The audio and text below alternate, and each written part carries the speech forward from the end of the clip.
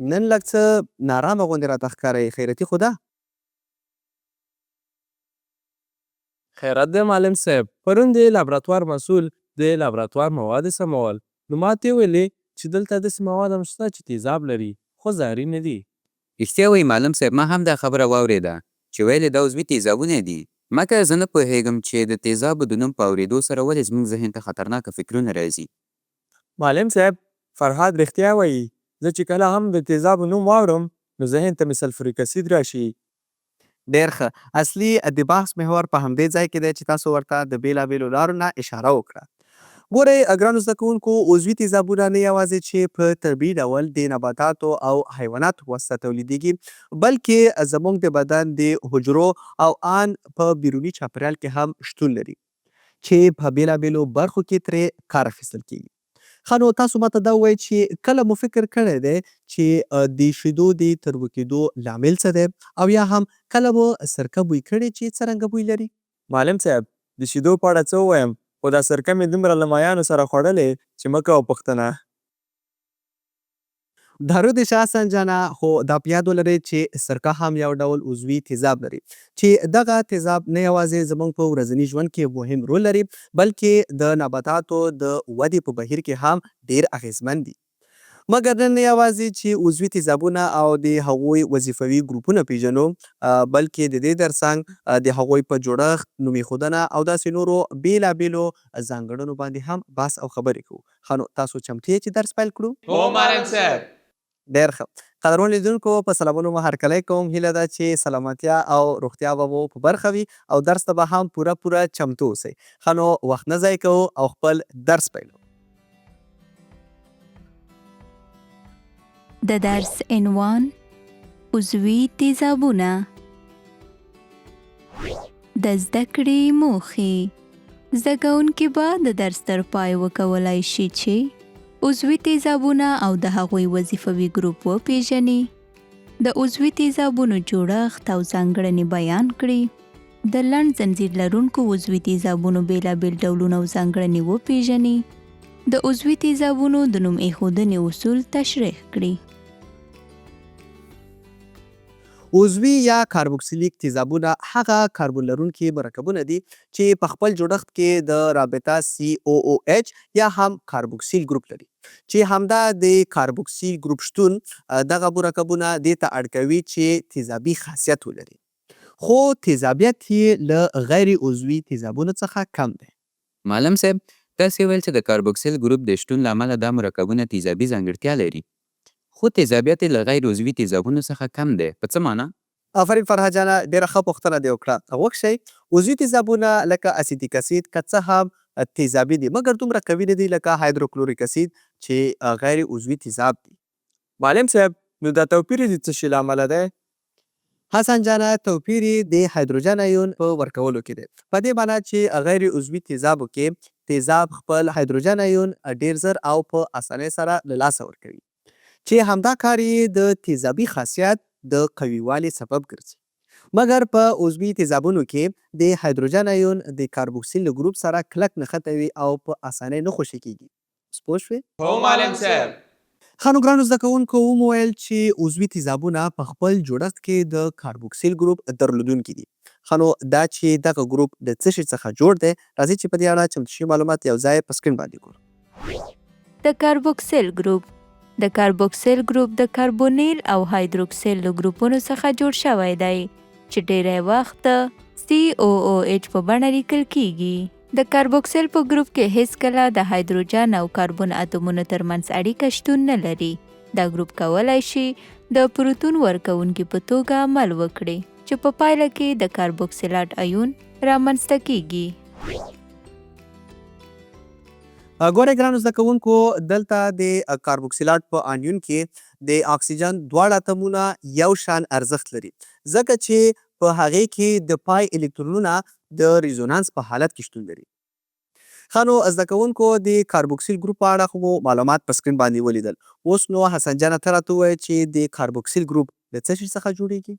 معلم صاحب زما په فکر یو د کاربونیل ګروپ دی او بل د هایدروکسیل. دقیقاً همداسې ده. ابازیانه ته راته ووایه چې دغه ګروپ ولې تیزابي بڼه لري؟ معلم صاحب دا ځکه چې دا ګروپ کولی شي چې یو پروتون ورکړي. بالکل. او کله چې پروتون ورکړي نو څه رامنځته کیږي؟ د کاربوکسیلات آیون جوړیږي معلم صاحب. آفرین فرهاد جانم. خو دا راته ووایه چې هلته دواړه اکسیجنونه یو ډول چارج لري، نو دا څنګه ممکنه ده؟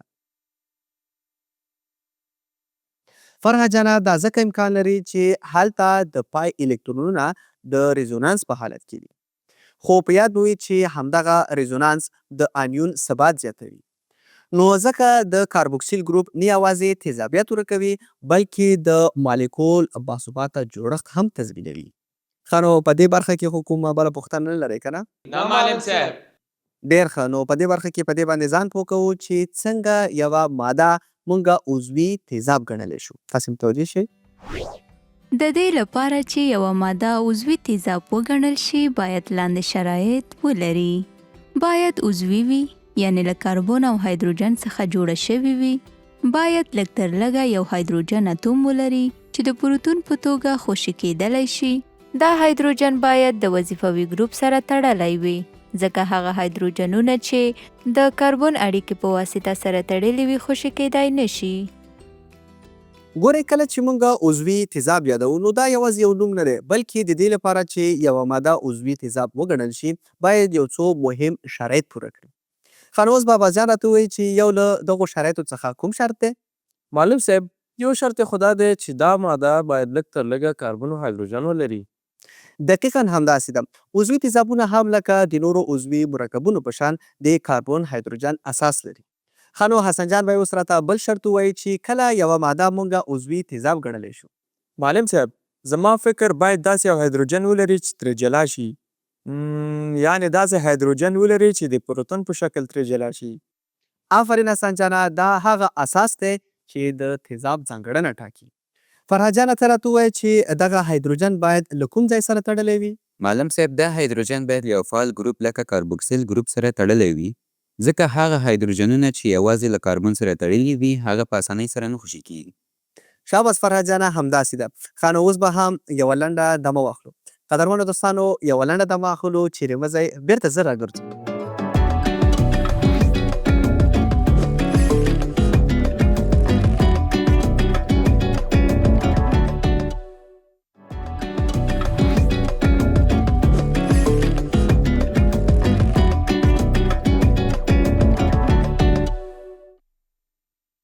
قدرمنو دوستانو د دولسم ټولګي د کیمیا ښوونیزې خپرونې دویمې برخې ته بیا هم هرکلی کوم.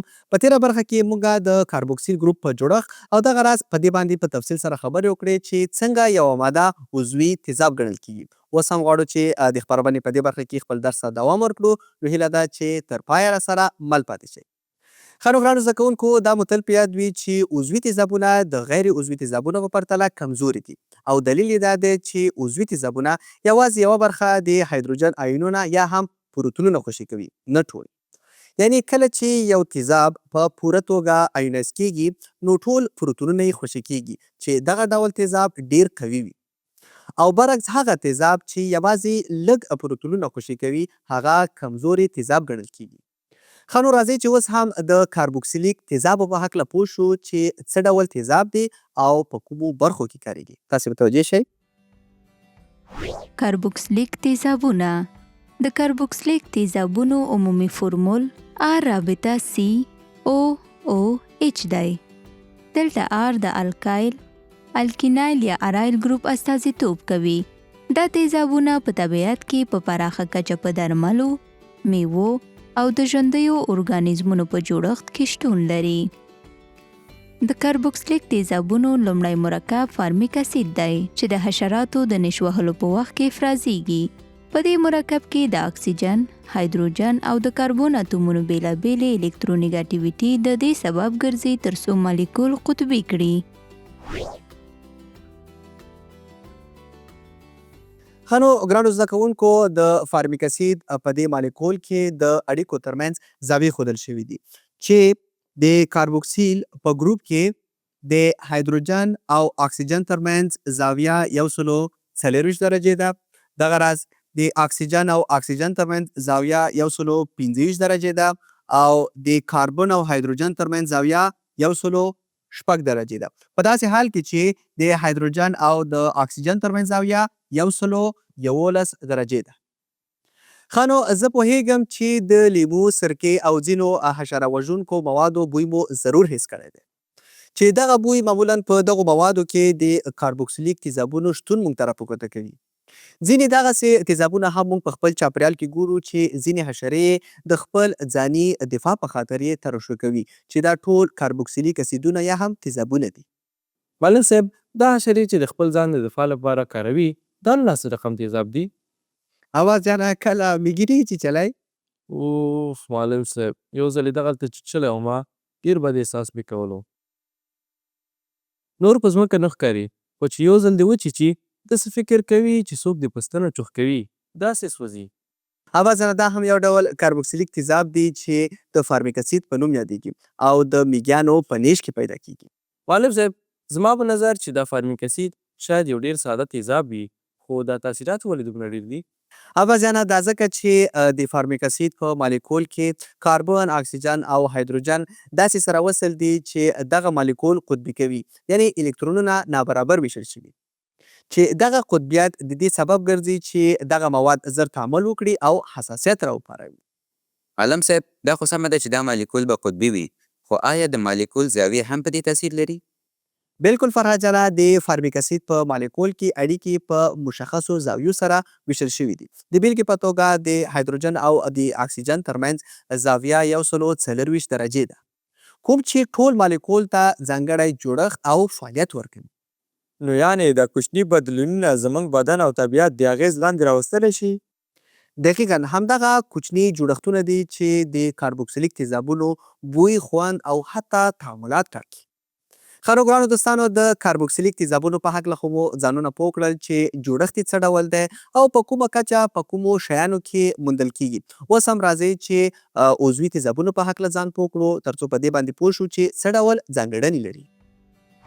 د عضوي تیزابونو ځانګړنې. د عضوي تیزابونو عمومي ځانګړنې په لاندې ډول دي. عموماً عضوي تیزابونه تریو خوند لري.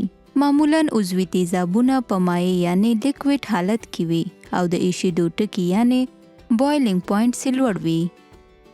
عضوي تیزابونه ډېر ځله د عضوي محللونو یعنې اورګانیک سالوینټس او د مختلفو کیمیایي تعاملونو لپاره کاریږي.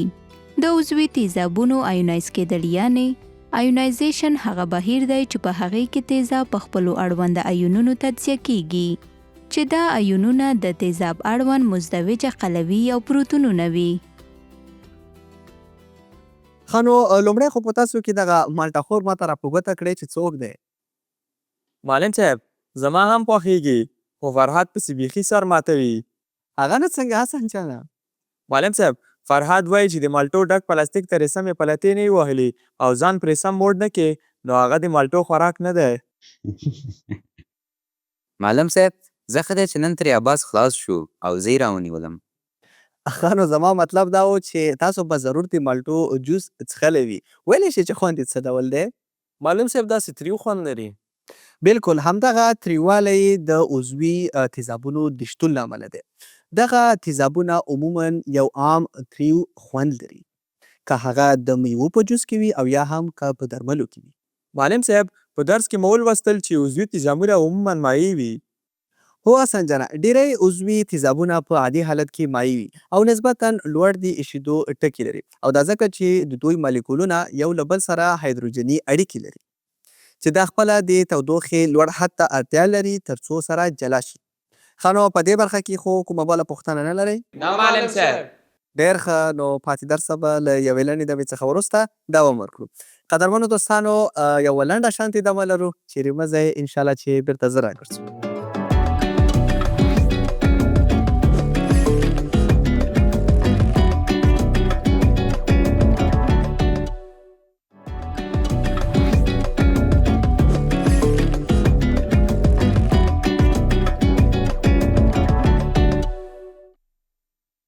قدرمنو دوستانو د کیمیا ښوونیزې خپرونې درېیمه او وروستۍ برخه ده.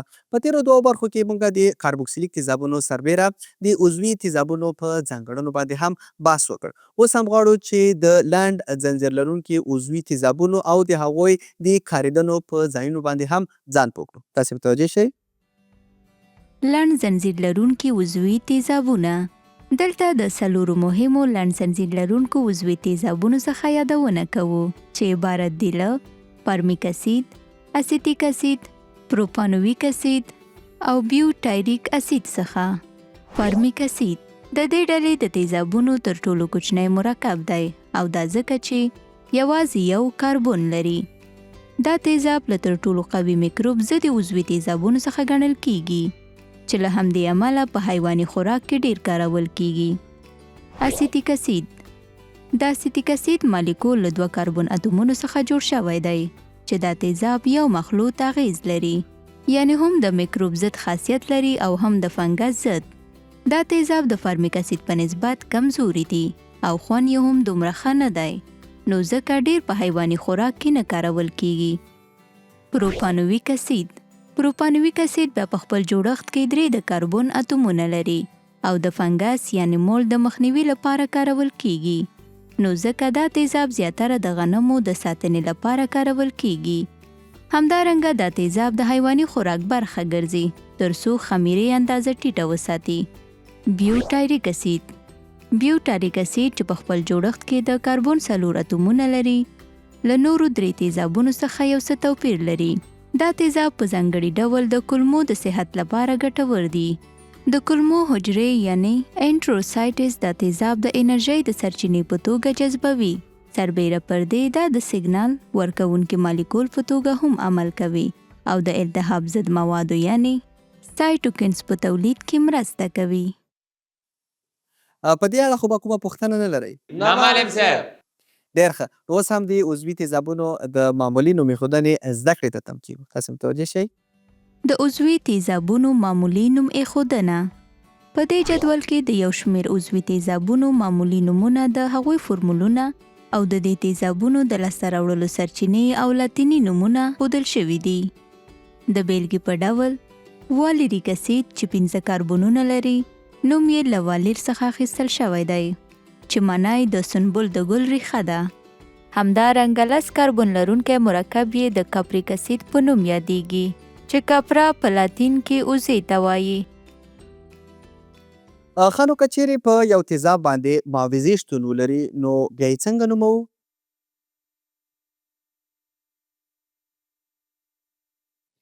ګورئ، که چیرې په یو تیزاب باندې معاوضې شتون ولري نو په معمولي طریقه یې نوم ایښودنه داسې کوو.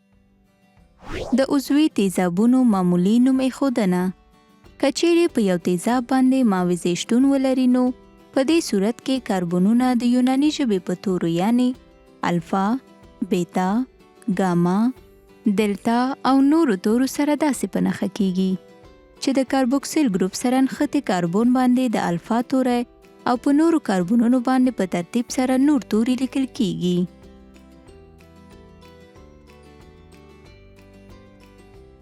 ښه، نو ګرانو زده کوونکو، په دې لومړي مرکب کې تاسو وینئ چې یو د هایدروکسیل ګروپ د معاوض په توګه شتون لري، نو ځکه باید د یوناني ژبې په تورو یې کاربونونه په نښه شي.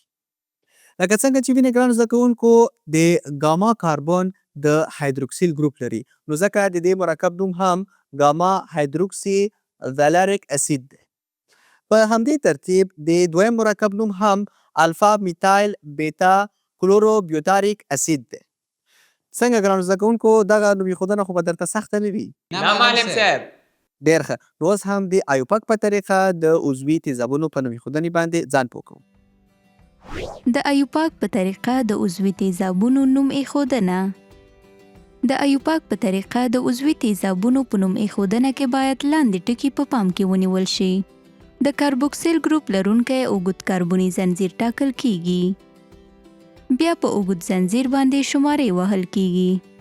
شماره باید د کاربوکسیل ګروپ له کاربن څخه پیل شي.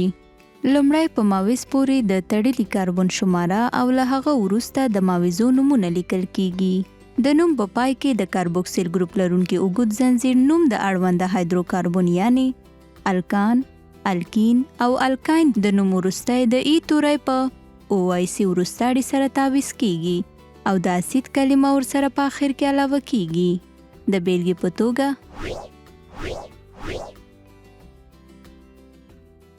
ګوره ګرانو زده کوونکو که په دې بیلګو کې د ایوپاک نوم ایښودنې قوانین تطبیق کړو نو د اول مرکب نوم 2 میتایل پروپانویک اسید دی. د دویم مرکب نوم هم 2 میتایل 3 کلورو پروپینویک اسید دی او د دریم مرکب نوم هم 2 فینایل ایتانویک اسید مرکب دی. ښه نو ګرانو زده کوونکو اوس هم زو د زده کړې پایلې ګورو. د زده کړې پایلې. زده کوونکو زده کړل چې عضوي تیزابونه هغه مرکبونه دي چې کاربوکسیل ګروپ لري. دا ګروپ د کاربونیل او هایدروکسیل له ګروپونو څخه جوړ شوی دی چې په اوبلن محلول کې پروتون آزادوي. عضوي تیزابونه عموماً کمزوري وي. عمومي فرمول یې RCOOH دی. په طبیعت کې په میوو، درملو او ژوندیو موجوداتو کې موندل کیږي. د ایښېدو ټکي لوړ او په عضوي محللونو کې حل کیږي. لنډ ځنځیر لرونکي عضوي تیزابونه لکه فارمیک اسید، اسیتیک اسید، پروپانویک اسید او بیوټایریک اسید دی چې هر یو یې ځانګړي جوړښت او ځانګړنې لري. دا تیزابونه د میکروب او فنګس ضد د مخنیوي او د کولمو د روغتیا لپاره کارول کیږي. د عضوي تیزابونو معمولي نومونه د هغوی د جوړښت، د کاربن د شمیر او طبیعي سرچینو یعنې میږي، سرکې، شیدو او ګلانو څخه اخیستل شوي چې زیاتره له لاتیني یا یوناني ژبو سرچینه اخلي.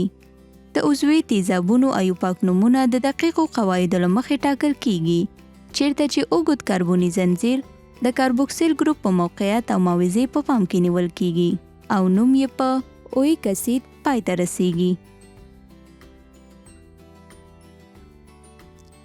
قدرمنو دوستانو دا وه ستاسو دپاره د کیمیا ښوونیزه خپرونه. تر بلې خپرونې پورې چې زه همایون خان زازی او زما ګران زده کوونکي ستاسې په درانه چوپړ کې حاضرېږو. تاسې په لوی رب سپارم. ښې چارې.